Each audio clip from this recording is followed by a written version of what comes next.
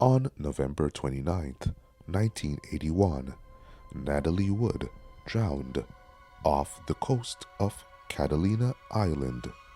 That's the headline. That's the version everyone knows. A tragic accident.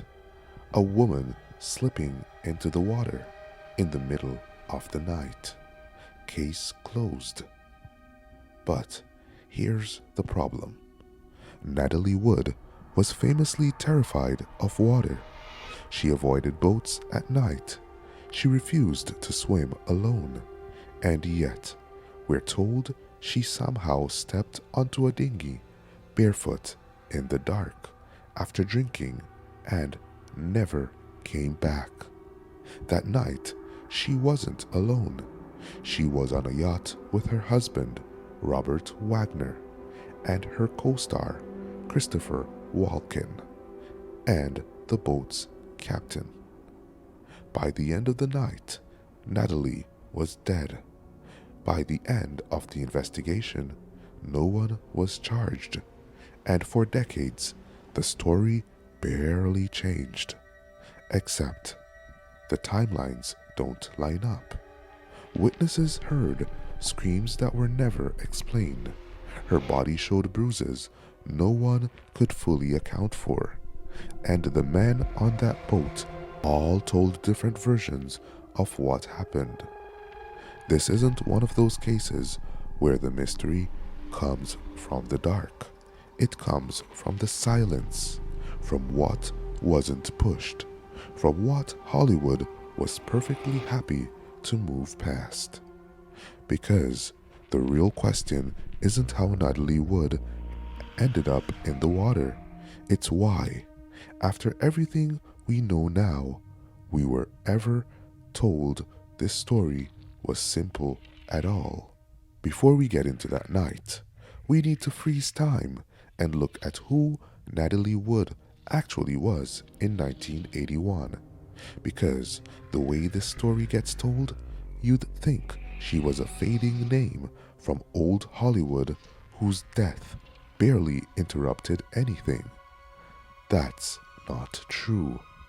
By the early 1980s, Natalie Wood wasn't living off nostalgia. She was actively rebuilding momentum. After stepping back from the spotlight in the late 60s to focus on family, she spent the 70s being selective, not absent.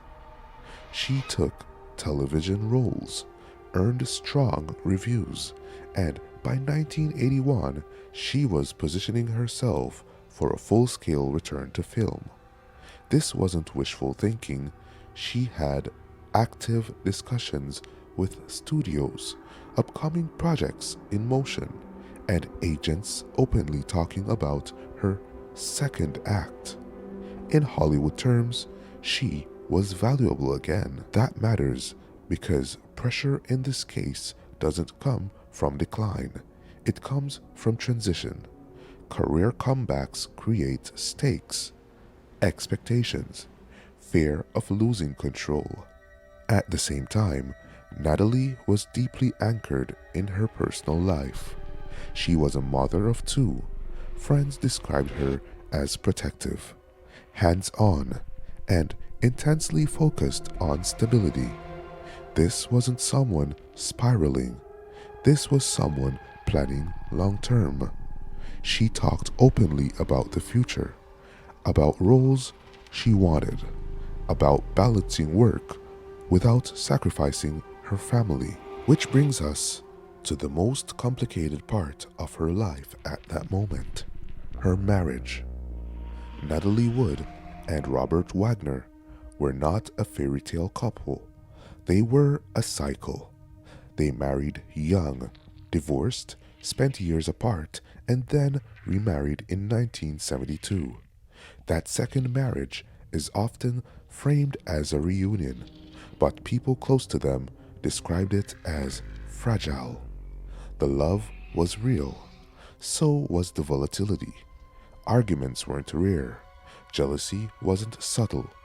Friends later said that when things were good, they were great. When they weren't, they were loud. This history matters because it sets a baseline. Tension wasn't unusual in that relationship. Emotional spikes weren't shocking, and by 1981, cracks were forming again. There were rumors of insecurity tied to Natalie's career resurgence. Wagner had already established himself as steady and successful. Natalie stepping back into the spotlight shifted that balance. Add alcohol into the mix, add old patterns, and suddenly you're not looking at a calm, neutral environment anymore. You're looking at pressure. What's important here is that Natalie Wood wasn't isolated, desperate, or drifting. She was surrounded by people. She had leverage in her career. She had responsibilities at home. She had plans beyond that weekend. That context makes one thing very clear. There was no obvious reason for her to take risks. No reason to wander alone at night. No reason to confront deep-seated fears. No reason to act impulsively that endangered her life. And that's why this section matters so much. When someone dies under unclear circumstances, investigators always ask the same question. What was happening in her life right then? In Natalie Wood's case, the answer isn't chaos, it's momentum. It's tension layered on top of stability. It's a woman standing at a pivot point, not a breaking point, which means whatever happened next didn't occur in a vacuum. It happened to someone who had things to lose, people depending on her, and a future she was actively shaping. And that makes the events that followed not just tragic, but deeply incompatible with the simple story we were handed. There's one detail about Natalie Wood that changes the entire gravity of this case. And it's not speculative. It's documented, repeated, confirmed by the people who knew her best. Natalie Wood was afraid of water, not uncomfortable, not cautious, afraid. The fear traces back to her childhood, long before fame hardened her into a public figure. As a young girl, her mother took her to see a fortune teller who warned that Natalie would one day die in dark water. It sounds theatrical, almost silly, until you realize how deeply it embedded itself. Friends said her mother repeated it often. Natalie internalized it. Over time, it became less superstition and more certainty. By adulthood, the fear had structure. Biographers and co-stars consistently said Natalie avoided swimming unless absolutely necessary. She wouldn't go into water alone. She wouldn't swim at night. She wore life jackets when others didn't. She preferred staying on deck. This wasn't a secret quirk. It was an open, known limitation that people worked around. Actress Suzanne Pleshette, a close friend, said Natalie would never go near the water unless she had to. Other friends echoed the same thing. Boats made her nervous, especially after dark.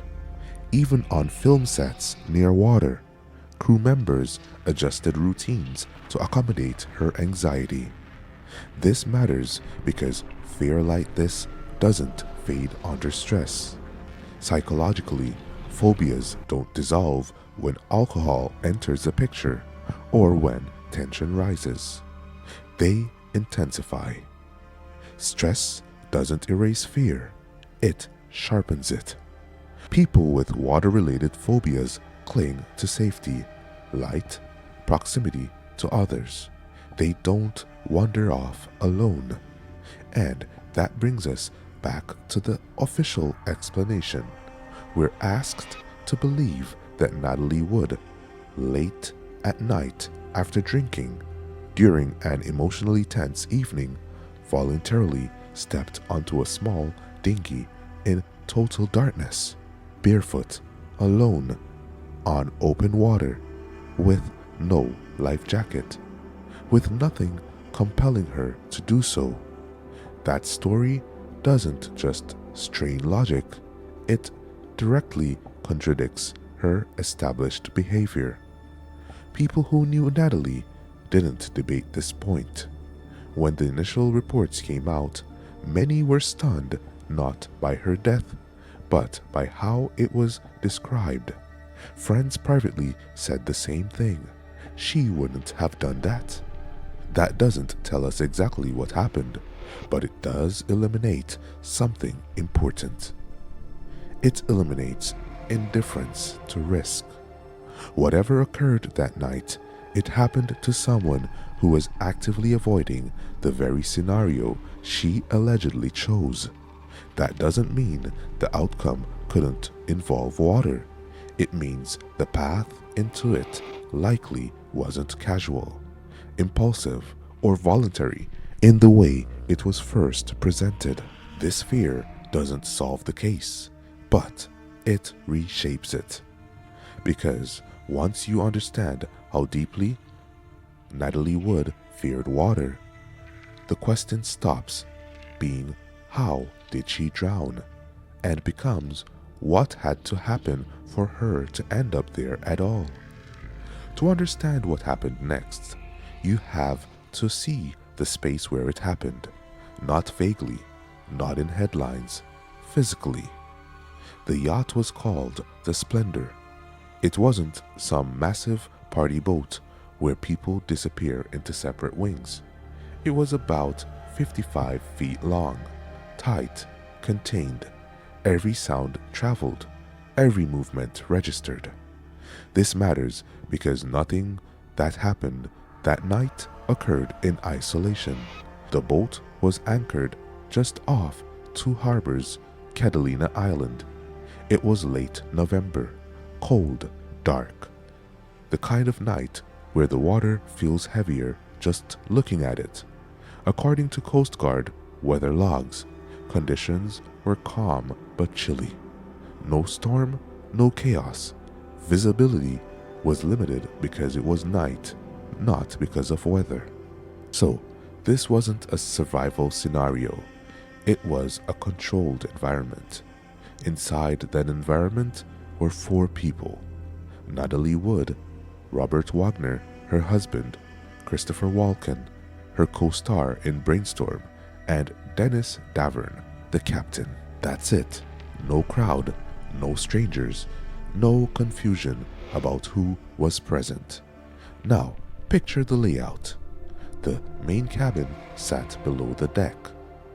A small dining area, a galley, bedrooms close together. Above that, the deck. Railings on either side. A short distance to the stern, where the dinghy was tied. There were no long hallways, no soundproof walls. If someone raised their voice, others would hear it, which becomes important later. From most points on the boat, you could see who was on deck. You could hear footsteps. You could tell if someone went outside. And because the yacht was anchored, movement wasn't constant. If someone left the cabin, it stood out. The dinghy itself was a small inflatable boat tethered to the yacht. To reach it, you had to step onto the deck, move toward the stern, and physically lower yourself into it. This wasn't something you did accidentally. It required intention, balance, and time.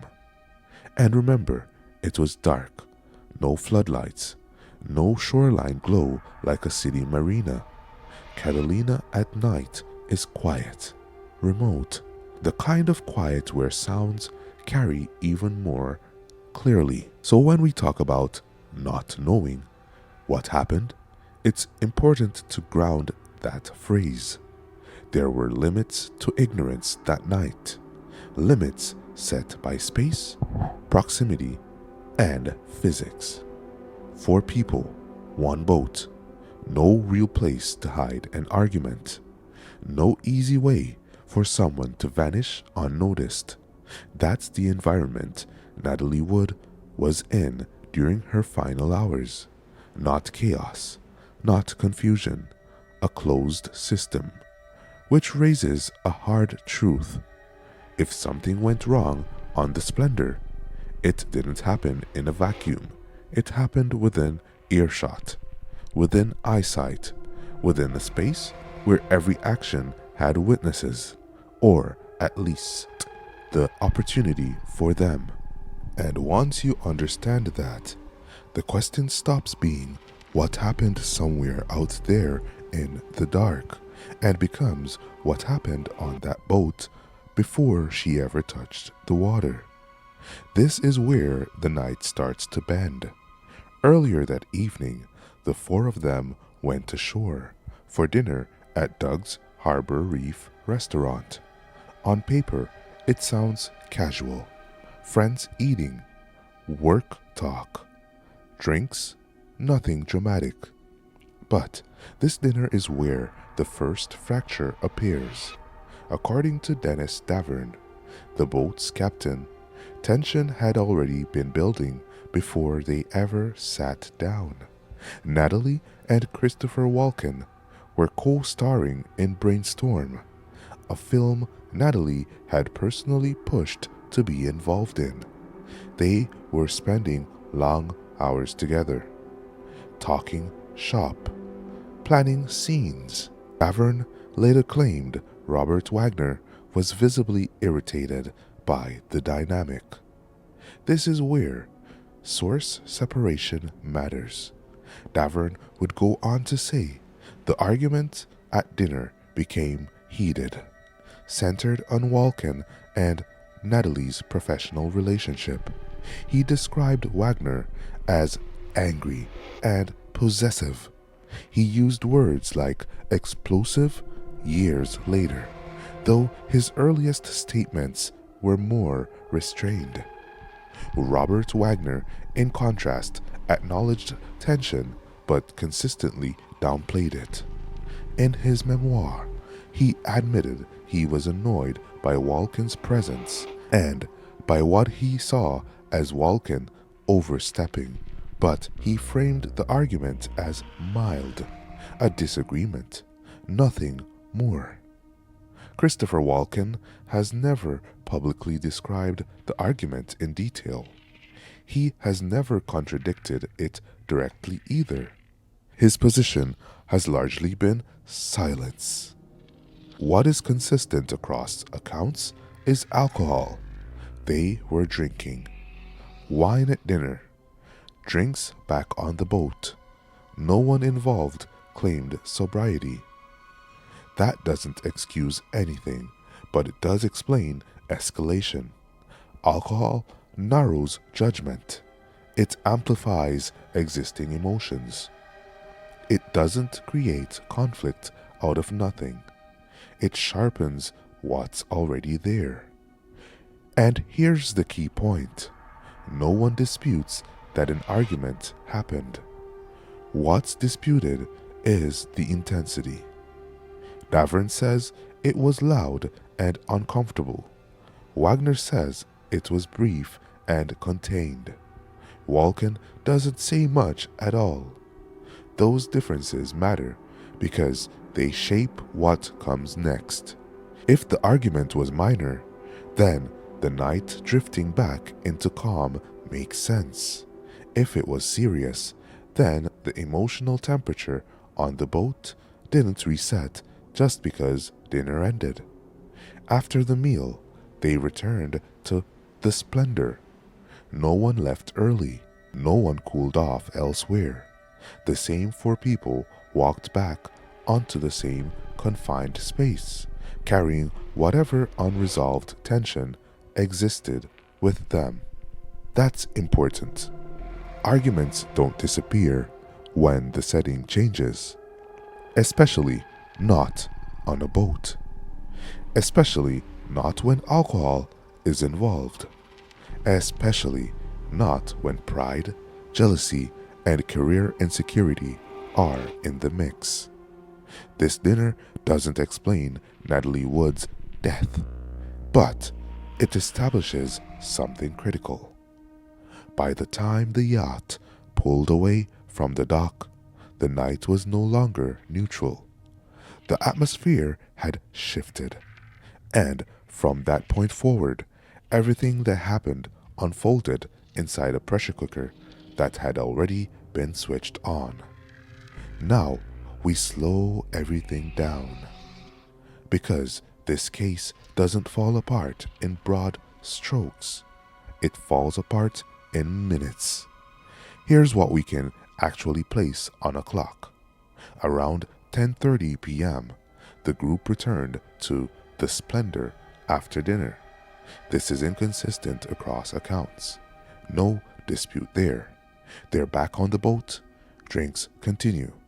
Conversation resumes. The tension from dinner hasn't been publicly described as resolved, but it's no longer on shore. It's on the water. At approximately 11 p.m., Natalie Wood is last confirmed to be seen alive. This matters, so let's be precise about the word confirmed. This isn't rumor or assumption. This comes from statements given by the people on board. After that point, no one can place eyes on Natalie with certainty. Shortly after 11 p.m., Christopher Walken goes to his cabin. Robert Wagner says he stays awake for a bit longer.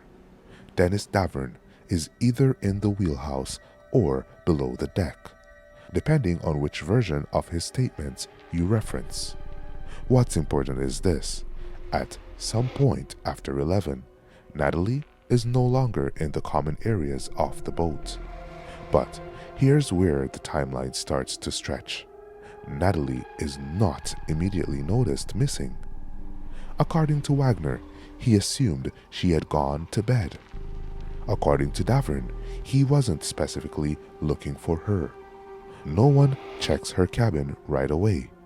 No one does a head count. On a 55-foot boat, one person being unaccounted for doesn't trigger alarms. At least, not immediately. Time continues to pass. Somewhere between 12 and 12:30 a.m., Davern says he realizes Natalie isn't on board. Accounts differ slightly on the exact moment. That alone is telling. When something is routine, timelines are sharp. When something is uncomfortable, they blur. What we do know is this: there is a significant gap between Natalie last being seen alive and anyone taking action. Authorities are not contacted until approximately 1:30 a.m. That time is backed by Coast Guard and Harbor Patrol records. This is when the call goes out. This is when the situation becomes official. So let's say it plainly. Natalie Wood disappears sometime after 11 p.m. She is not reported missing for roughly 2 to 2.5 hours. That gap matters. Not emotionally, logistically. In that window, a lot can happen. A fall, a confrontation, an accident, a delayed realization, a debate about what to do next. And because there are no independent witnesses on the boat, everything that occurs in that time relies entirely on the accounts of the 3 men who survived the night. When search efforts begin, they're already working backward. They don't know when Natalie entered the water.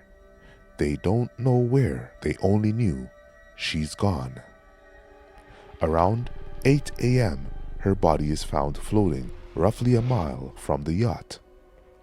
By then, the story has already started to harden. What happened between 11 p.m. and 11:30 a.m. is the most important stretch of this entire case. And it's also the least clearly explained. Not because time is confusing, but because the people responsible for explaining it never agreed on what filled those hours. That's why the timeline isn't just a sequence of events, it's the fault line. Because when minutes go missing, answers usually go with them. Once Natalie Wood's body was found, investigators needed an explanation that fit quickly. What they landed on became the official story for decades. Natalie, they said, had gone outside to secure the dinghy. That's it. No foul play, no confrontation, just a tragic accident. The idea was that the dinghy had been banging against the side of the Splendor. Natalie supposedly went on deck to retie it. In the process, she slipped, fell into the water, and drowned. On the surface, it sounds plausible. Boats do make noise, dinghies do need securing, accidents do happen.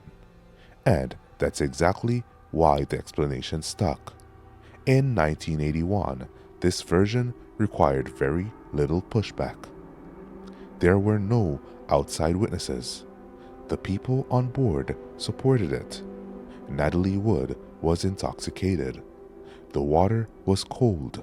Authorities were dealing with a high-profile death and limited evidence. An accidental drowning checked every procedural box. But once you slow the story down, friction appears almost immediately. Start with the basics. Securing a dinghy at night is not a casual task.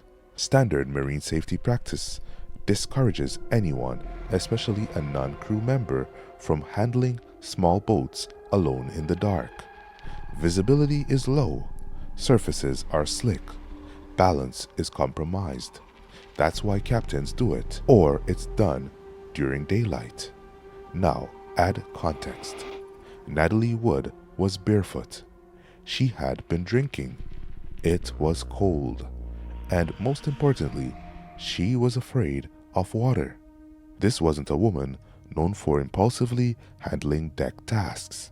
She wasn't the crew. She wasn't the captain. Dennis Davern was on board for that exact reason. So the logic question becomes unavoidable. Why would Natalie decide on her own to do something risky that she had both the fear and the authority to avoid?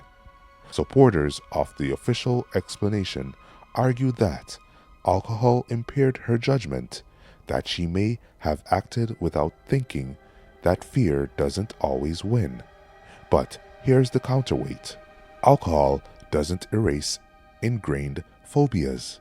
It doesn't turn cautious people into nautical volunteers. And it doesn't explain why no one heard her go out on deck or fall in. To get into the dinghy, Natalie would have had to step onto the deck, move towards the stern, and lower herself down. That process takes time. It creates noise. On a quiet anchored boat at night, it's not visible. Yet, no one reported hearing her leave. No one heard a splash. No one noticed the dinghy separating until much later. That doesn't prove the story's false, but it shows how much the story asks us to assume. The dinghy explanation was accepted initially because it was simple, non-confrontational, and supported by the only people who could contradict it. It allowed investigators to close the case without accusing anyone.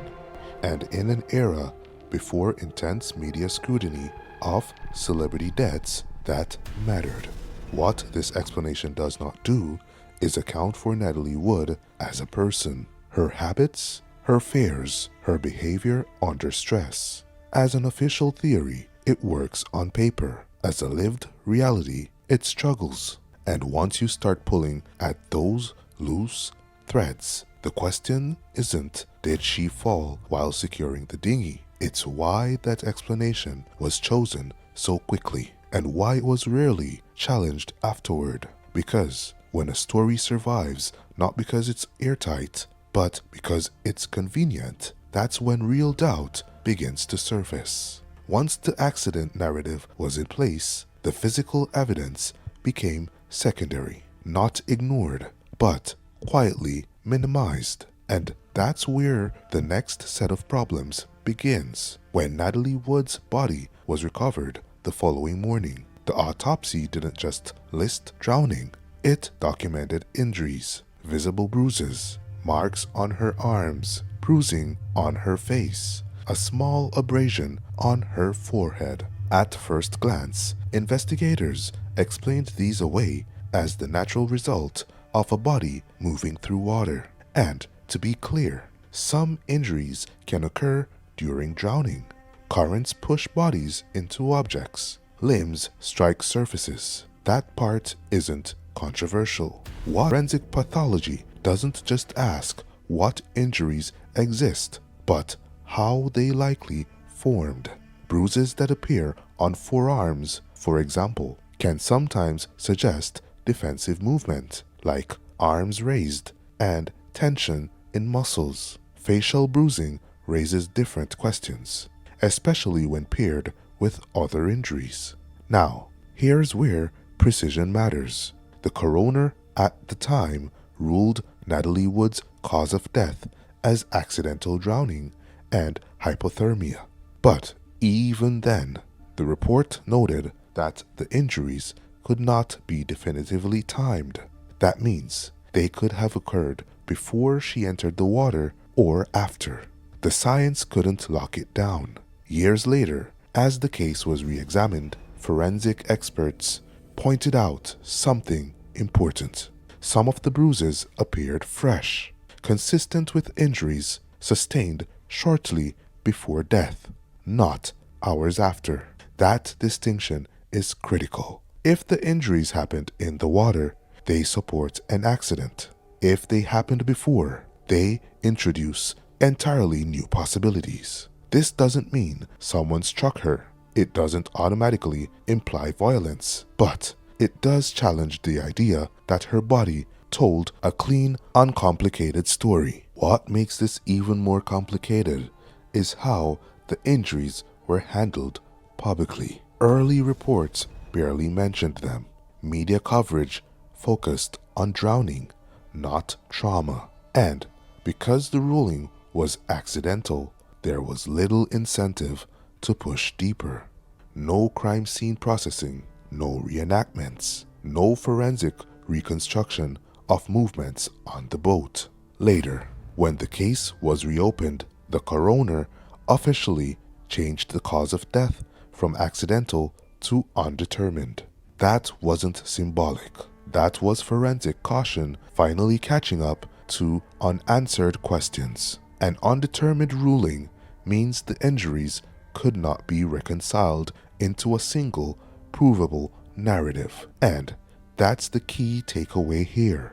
Natalie Wood's injuries don't tell us exactly what happened, but they tell us what didn't happen easily. They tell us this wasn't a clean fall, a simple slip, or a straightforward accident. They introduce resistance into the timeline, friction into the explanation. In cases like this, bodies are often the most honest witnesses. They don't speak, but they don't lie either. And Natalie Wood's body left behind questions that the official story never fully answered. If Natalie Wood fell into the water and struggled, the obvious question is simple. Why didn't anyone hear her? This isn't a dramatic question, it's a practical one. 2 harbors wasn't empty that night. Other boats were anchored nearby. Some were close enough that voices could carry, especially over calm water. Sound travels differently across water, particularly at night, when background noise drops and the surface acts almost like an amplifier. And yet, no immediate alarm was raised. Here's where the story gets complicated. In the days and weeks after Natalie's death, a handful of witnesses came forward, claiming they heard a woman calling for help sometime during the night. Some described faint cries. Others said they assumed it was a late-night argument or drunken noise and didn't intervene. The problem isn't that these claims exist, it's when they surfaced. Most of these accounts did not appear immediately. They emerged later, after the story was already in the news. That matters because memory isn't a recording, it's reconstructive. Once a narrative forms, people unintentionally reshape what they remember to fit it. Investigators had to weigh that reality. Acoustically, could someone in the water have been heard? Yes. Would the screaming it causes gasping, weakness, and silence faster than most people expect. Add alcohol, shock, and further. So, the absence of clear screams doesn't prove nothing happened, but it also doesn't neatly support the idea of prolonged distress. Now consider the people on the Splendor. The yacht itself wasn't soundproof. As we established earlier, voices carried. Movement was noticeable. If Natalie had gone out on deck and called for help immediately, it's reasonable to assume someone on board could have heard something. But again, timing is everything. If something happened suddenly, if she fell quickly, enough that he heard it from elsewhere on the yacht. Eventually, Davern went further. But in a case where nearly every key detail lives inside personal testimony, consistency matters. So does selective flexibility. Wagner's story didn't collapse under scrutiny, it adapted. And when a story adapts just enough to survive, the question becomes less about what changed and more about why certain lines were never crossed at all. Of everyone on that boat, Christopher Walken has said the least, and that absence has become its own kind of evidence, not proof, but pressure, not an admission of guilt. Silence is not evidence of wrongdoing. Silence, especially in high-profile cases, is often strategic. Walken was advised by attorneys early on. He was never named a suspect. He was never charged. From a legal standpoint, there was no incentive for him to expand on a story that authorities were already willing to close. So, the question isn't why didn't he talk? It's what does that silence do to the narrative? When one person refuses to add detail, the story becomes asymmetrical. Wagner speaks, Davern speaks, then speaks again, differently. Walken remains a fixed point. That creates imbalance, and imbalance invites speculation. What we do know is limited but relevant. Walken reportedly retreated to his cabin around the time Natalie was last seen. He claimed to have been asleep when she disappeared. That places him physically removed from whatever occurred next, but still within the same closed environment. Could he have heard something? Possibly. Did he? He's never said. Did he witness tension earlier in the evening? Almost certainly. How intense it was? He hasn't clarified. That refusal to elaborate has kept him out of legal trouble, but it's also kept a major gap in the timeline permanently open. And here's the uncomfortable truth. In cases built on testimony, silence doesn't resolve uncertainty, it freezes it. It locks unanswered questions in place. And over time, the absence of explanation becomes more conspicuous than any statement ever could. Walken's silence hasn't accused him. It hasn't exonerated him either. It has simply removed one of the few voices that could have confirmed or contradicted the versions we were given. And when only partial stories survive, the truth doesn't disappear, it fragments, leaving us with a night that 3 people experienced and only 2 were willing to describe. Once Natalie Wood's death was officially ruled an accident, the investigation effectively stopped growing. And that wasn't unusual for 1981. At the time, the Los Angeles County Sheriff's Department treated drownings, especially those without obvious signs of struggle, as routine. Add in the fact that this occurred offshore, late at night, with no independent witnesses on the boat, and the path of least resistance was clear. An accidental drowning required no suspects, no warrants, no prolonged scrutiny. That decision shaped everything that followed. There was no full crime scene reconstruction on the Splendor, no reenactment of movement on deck, no forensic mapping of where Natalie could have fallen from, how long she may have been in the water, or whether her injuries aligned with specific points on the boat. Instead, investigators relied heavily on statements, and those statements came from 3 men who were all connected, socially, professionally, or legally. In modern investigations, that alone would trigger deeper probing. In 1981, it did not. There's also the reality of status. Natalie Wood was one of Hollywood's most recognizable stars. Robert Wagner was a powerful name with long-standing industry relationships. Police departments are made of people, not machines. Deference wasn't written into policy, but it was part of the culture. High-profile cases were often handled carefully, conservatively, and with an unspoken goal of avoiding scandal unless it was unavoidable. So, when Wagner and Davern both supported the accident narrative early on, there was little institutional appetite to challenge it. Another factor was evidence degradation. Water destroys timelines. Cold obscures symptoms. Without immediate suspicion of foul play, crucial forensic opportunities vanish quickly. By the time questions emerged, the physical scene was gone. The boat had moved. The night had passed. The body had been recovered hours later. What could have been examined in detail simply no longer existed. This early handling didn't cause the mystery, but it locked it in.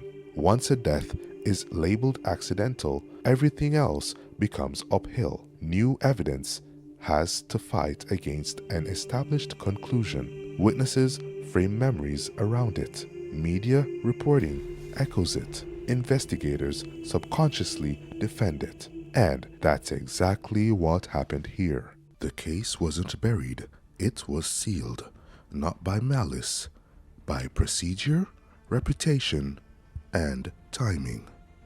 Which is why, decades later, when the case was reopened, investigators weren't discovering new facts as much as re-examining old ones that had never been fully tested in the first place.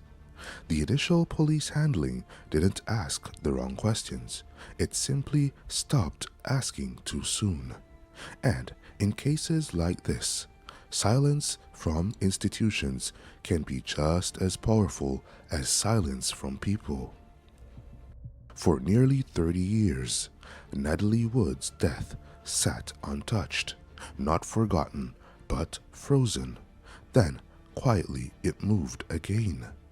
In 2011, authorities announced they were reopening the case. No dramatic press conference, no new suspect named, just a procedural shift that immediately raised a question people had been asking for decades. Why now? The answer isn't one explosive revelation, it's accumulation. Over the years, inconsistencies never settled. Dennis Davern's later statements added pressure. Media investigations revisited old interviews. Documentaries brought overlooked details back into public view. And perhaps most importantly, time changed what investigators were willing to consider. Cold cases don't reopen because of curiosity. They reopen when the original conclusion can no longer comfortably hold. By the late 2000s, the accidental drowning narrative had too many qualifiers attached to it. Too many possiblies. Too many unanswered whys. The case hadn't collapsed, but it hadn't stabilized either. Another factor was evolving investigative standards. What passed as acceptable closure in 1981 no longer did. Modern forensic review places far more weight on timeline gaps, behavioral context, and injury analysis. Investigators began looking at the same facts through a different lens, not assuming wrongdoing but questioning certainty. And then there was public pressure. Natalie Wood's death never faded from public memory. Every anniversary reignited debate. Every new interview reopened wounds. At a certain point, ignoring the questions became harder than acknowledging them. When the sheriff's department reopened the case, they began re-interviewing witnesses. Old statements were re-examined line by line. People who had been reluctant or overlooked were given space to speak. What they didn't find was a smoking gun. What they found was instability, details that didn't line up cleanly, accounts that conflicted in subtle but important ways, injuries that no longer fit comfortably inside a single explanation. And that led to one of the most significant changes in the entire case. The official cause of death was amended from accidental drowning to drowning and other undetermined factors. That phrase matters. It doesn't accuse anyone. It doesn't claim murder. It does something just as powerful. It admits uncertainty. The reopening of the case wasn't about rewriting history. It was about acknowledging that the original version was built on assumptions that no longer held up under scrutiny. Decades later, the goal wasn't justice in the traditional sense. Too much time had passed. Evidence was gone. Memories had faded. The goal was accuracy. And, in that sense, the reopening didn't solve the case. It officially reopened the doubt that had been there all along. Sometimes the most telling development in an investigation isn't what's discovered, but what authorities are finally willing to say out loud. We don't actually know what happened. When people think of major case developments, they imagine arrests, indictments, or dramatic revelations. What happened next in Natalie Wood's case was none of that.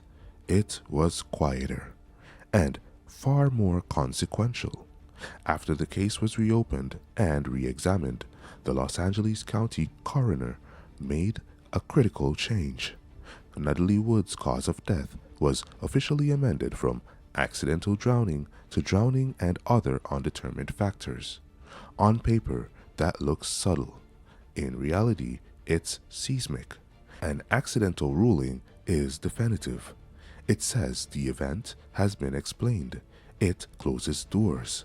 It tells investigators, courts, and the public that no further interpretation is necessary. Undetermined does the opposite. It means the available evidence cannot support a single confident narrative. It means multiple scenarios remain plausible, and none can be proven beyond reasonable doubt. It doesn't accuse anyone, but it removes the shield of certainty. So, why was this change made? It wasn't because of new physical evidence. There wasn't any. The body had been buried for decades. The scene was long gone. What changed was the interpretation of what already existed. Investigators and forensic experts revisited the timeline. They looked at the injuries. They compared witness statements without assuming the accident conclusion as a starting point.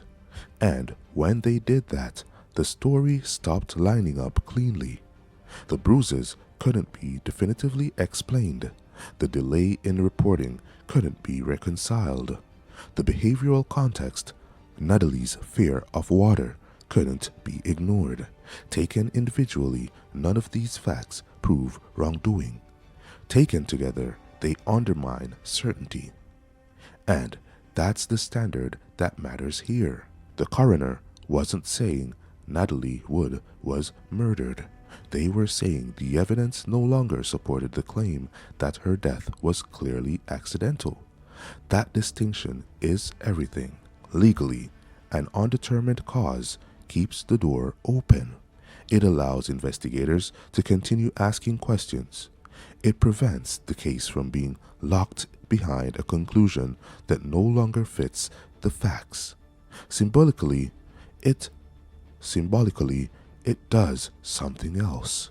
It admits that the original investigation reached too far too fast, that assumptions were made in the absence of clarity, that a simple explanation was chosen where a complicated one was more honest. This change didn't dominate headlines. It didn't trend. But it permanently altered the way the case is understood, because once a death is no longer officially an accident, every early decision gets re-examined through a different lens.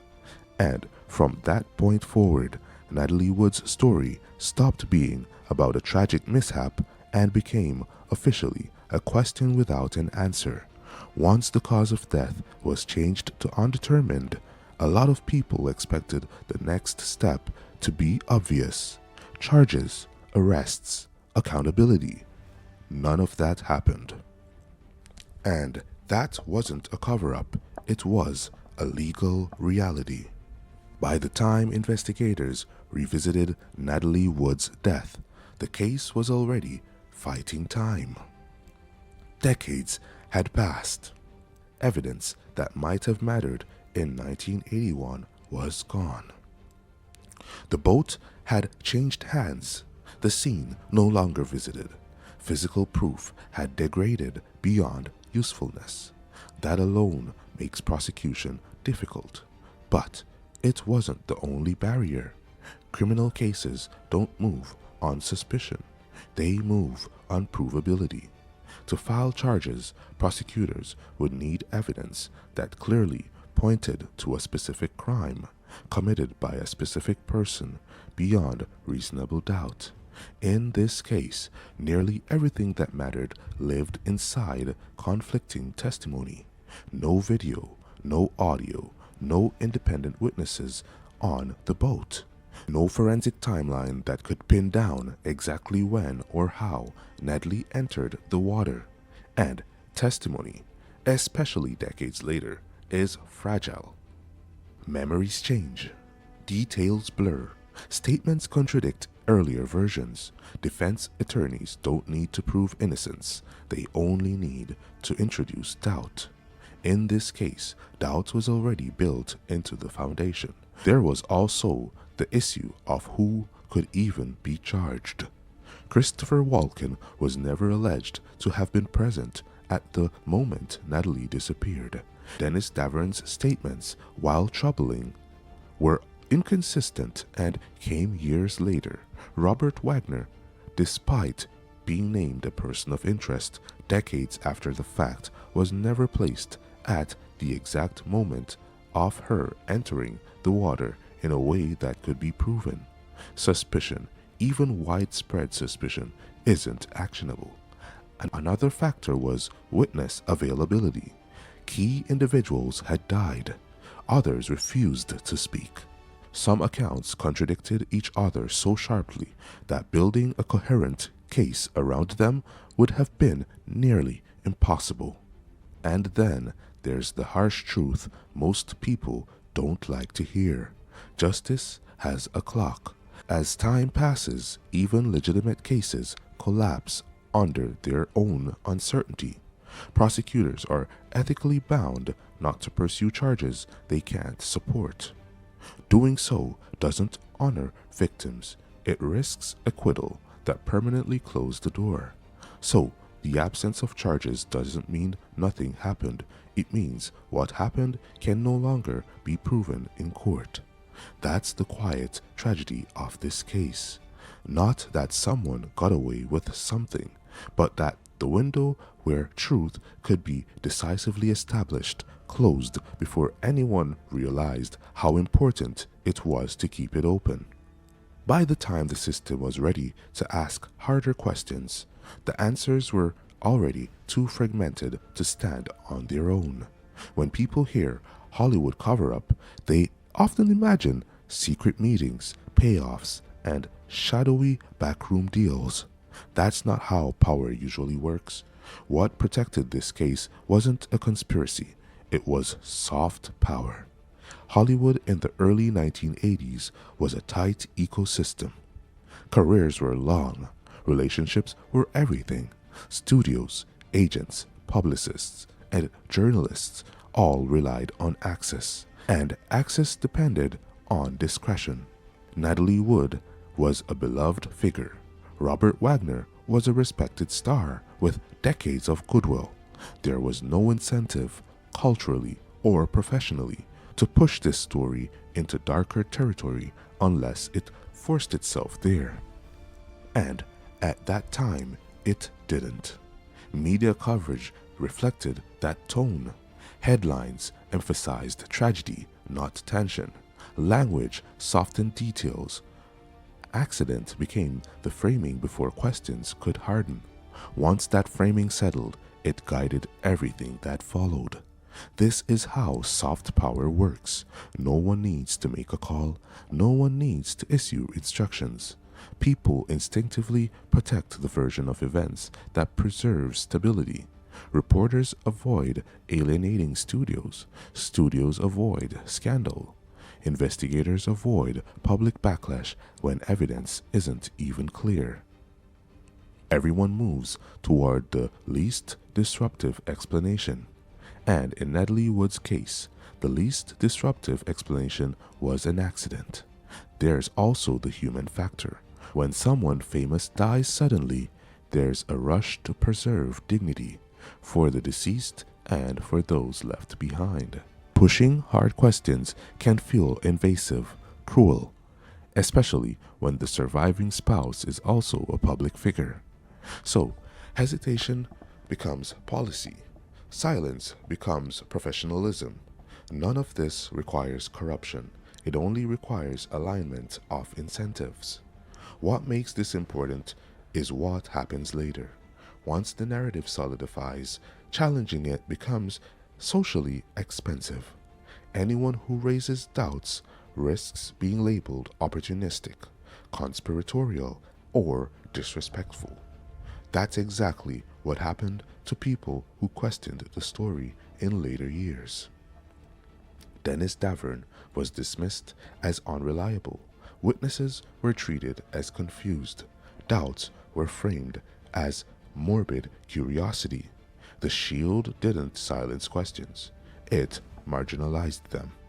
And over time, marginalization is more effective than censorship. The story doesn't disappear. It just stops being taken seriously.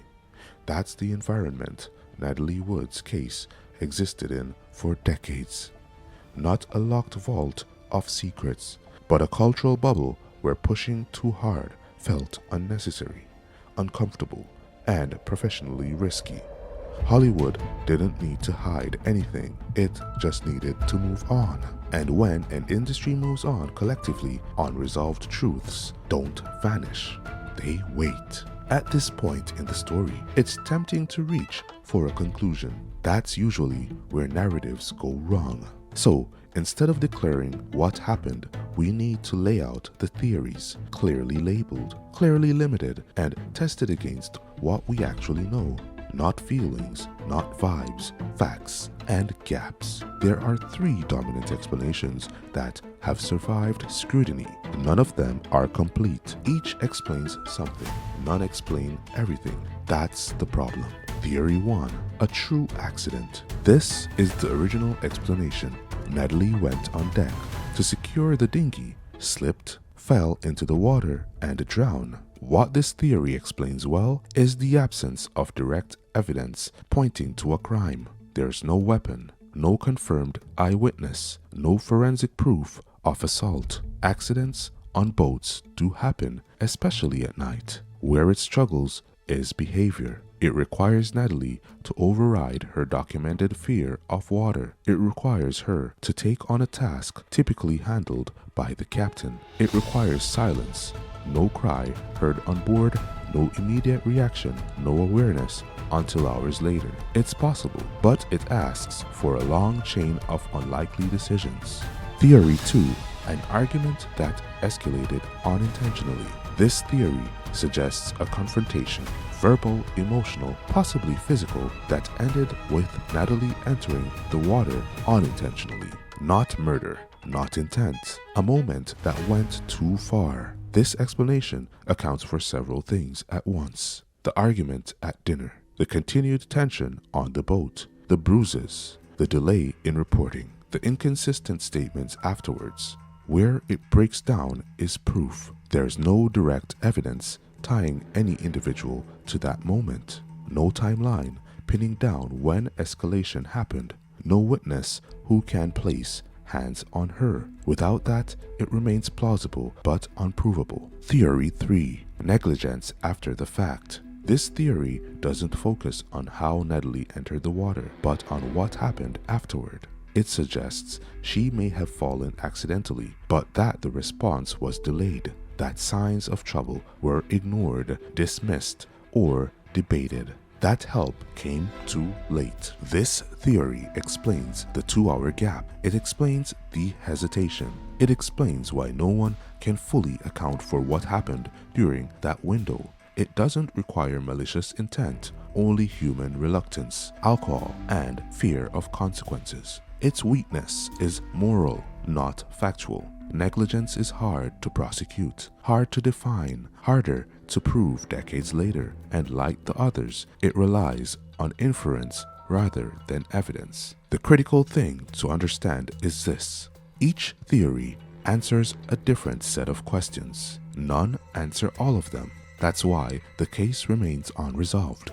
Labeling these theories isn't about choosing sides. It's about acknowledging limits. The truth likely sits somewhere between them or outside them entirely. And when investigators changed the cause of death to undetermined, this is what they were admitting. Not that one of these theories was correct, but that none of them could be ruled out. In cases like this, certainty isn't withheld because the truth is hidden. It's withheld because the evidence refuses to point in only one direction. After all the speculation, all the theories, and all the retellings, this is the part most stories avoid. Stripping everything back to what's verifiable, not what feels likely, not what sounds dramatic, what can actually be said without stretching the truth. We know Natalie Wood died in the early morning hours of November 29, 1981. From drowning in cold water off the coast of Catalina Island. That's not disputed. We know she was on the Splendor with Robert Wagner, Christopher Walken, and Dennis Davern. No one else was present. There are no hidden witnesses waiting to be discovered. We know she had been drinking that night. Everyone involved agrees on that point. We know there was tension earlier in the evening. Even the most conservative accounts acknowledge an argument at dinner. The disagreement isn't whether it happened, it's how intense it was and whether it continued. We know Natalie had a documented fear of water. This isn't rumor or hindsight. It's supported by decades of first-hand accounts from people who knew her well. We know she was last seen around 11 p.m. and wasn't reported missing until roughly 1:30 a.m. That gap exists. No version of events erases it. We know her body showed bruises that could not be definitively explained or timed. That uncertainty is part of the official record. We know the original ruling of accidental drowning was later changed to undetermined. That wasn't symbolic. It was based on unresolved inconsistencies. And we know no charges were filed. Not because nothing happened, but because what happened could not be proven in court. We don't know exactly how Natalie entered the water. We don't know whether anyone saw her go. We don't know what happened on the boat between 11 p.m. and 1:30 a.m. We don't know whether the injuries occurred before or after she was in the water. And most importantly, we don't know whether the full truth was ever spoken aloud by everyone who lived through that night. That uncertainty isn't a failure of curiosity, it's a failure of time, evidence, and early assumptions. Natalie Wood didn't simply vanish into the ocean. Events occurred, decisions were made, moments passed that were never properly documented. And when the record is incomplete, speculation fills the space, but uncertainty never should. This is what we're left with, a death that resists simplification, a story that refuses closure, and a truth that exists somewhere between what was said and what was never asked. Sometimes the most honest conclusion isn't an answer. It's an admission of how much remains unknowable. It's been more than 40 years since Natalie Wood died. No arrests, no trial, no final answer. So why are we still here? Because this case was never just about a woman falling into the water. It's about how stories get shaped when power, reputation, and uncertainty collide. It's about what happens when the first explanation is convenient and how hard it becomes to challenge it once it settles in. Not because people are lying, but because systems are built to prefer closure over discomfort. Natalie Wood mattered, not just as a movie star, but as a person whose life didn't end cleanly, clearly, or convincingly. And when someone like that dies under unresolved circumstances, the way institutions respond become part of the story.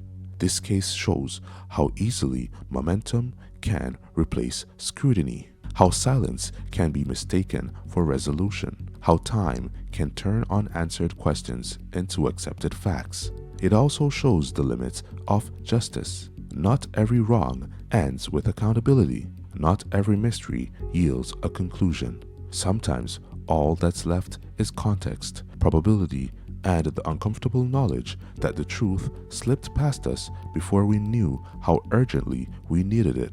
Natalie Wood's death still matters because it reminds us to be careful with certainty, especially when it arrives too quickly, especially when it protects powerful people, especially when it asks us to stop asking questions. This isn't about blaming someone who can't defend themselves or accusing someone who was never charged. It's about recognizing that case closed doesn't always mean case understood. And in Natalie Wood's story, understanding was the one thing that never fully happened. Some cases fade because they're solved. This one endures because it wasn't. And as long as unanswered questions remain, the night Hollywood moved on will continue to ask something of us in return.